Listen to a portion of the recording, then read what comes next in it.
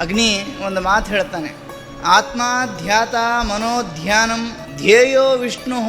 ಮೊದಲು ಇದಕ್ಕೆ ಅರ್ಥ ತಿಳ್ಕೊಳ್ಬೇಕು. ಧ್ಯಾನ ಮಾಡುವವನು ಆತ್ಮ ಅಂದರೆ ಜೀವ ಅಂತ ಒಬ್ಬನಿದ್ದಾನೆ ಅಂತ ಆಯಿತು. ಅವನಿಗೆ ಇಂದ್ರಿಯಗಳು, ಆ ಇಂದ್ರಿಯಗಳಿಗೆ ಒಂದು ಮಾಧ್ಯಮವಾಗಿ ಇರುವಂತಹದ್ದು ಮನಸ್ಸು. ಧ್ಯಾನವನ್ನು ಮಾಡುವುದು ಹೇಗೆ ಅಂದರೆ ಮನಸ್ಸಿನಿಂದ ಧ್ಯಾನ ಮಾಡಬೇಕಂತ. ಯಾರನ್ನ ಧ್ಯಾನ ಮಾಡಬೇಕು? ಧ್ಯೇಯೋ ವಿಷ್ಣು.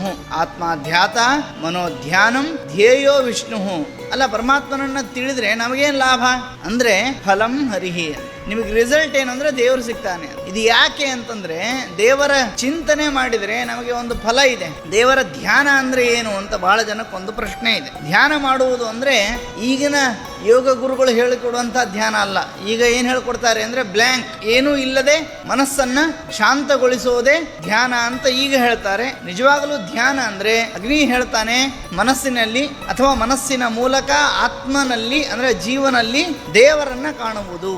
ಎಲ್ಲ ಕಡೆ ಇರುವ ದೇವರು ನನ್ನೊಳಗೂ ಇದ್ದಾನೆ ಅಂತ ತಿಳಿದು ಅದನ್ನು ಕಾಣುವುದು ಅಂತ. ಅಲ್ಲ, ಯಾಕೆ ಕಾಣಬೇಕು?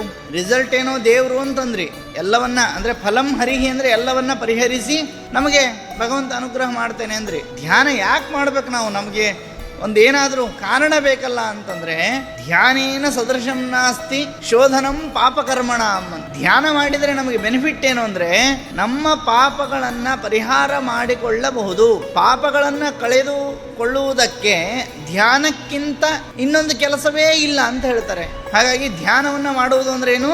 ನಮ್ಮ ಪಾಪಗಳನ್ನು ಕಳೆದುಕೊಳ್ಳುವುದು. ಪಾಪಗಳನ್ನು ಯಾವಾಗ ಕಳೆದುಕೊಳ್ತೀವಿ ಗೊತ್ತಾ? ನಾವು ನಮ್ಮ ಇಂದ್ರಿಯಗಳನ್ನು ದೇವರಿಗೋಸ್ಕರ ಮೀಸಲಿಟ್ಟರೆ ಆಗ ಪಾಪ ಕಾರ್ಯ ನಡೆಯೋದಿಲ್ಲ. ಇರುವ ಪಾಪ ಹರಿಯ ಧ್ಯಾನದಿಂದ ಹೋಯಿತು. ಮುಂದೆ ಪಾಪ ನಡೀಲಿಲ್ಲ, ಹಿಂದೆ ನಡೆದ ಪಾಪಗಳೆಲ್ಲ ನಾಶ ಆಯಿತು. ಆ ರೀತಿ ಧ್ಯಾನವನ್ನು ಮಾಡಬೇಕು.